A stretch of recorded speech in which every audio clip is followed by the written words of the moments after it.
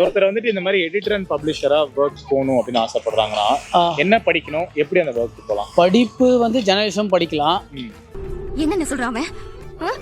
இது இந்த செயல்பாடு ஒரு நாலேஜ் உள்ள ஒரு விஷயம் தெரியணும். இல்லை ஒரு மூத்த ஒரு ஆசிரியர் கூட ஒரு கொஞ்ச நாள் பணி பொழிஞ்சு அவங்க கிட்ட ஒரு நாலேஜ் எடுத்துட்டு நம்ம அது பிரகாரம் பண்ணலாம். ஓகே, இதெல்லாம் நீங்க எது கேக்குறீங்க? நம்ம வந்து இப்போ ஆசிரியர் எடிட்டர்னு ஒரு பெரிய விஷயம் கிடையாது.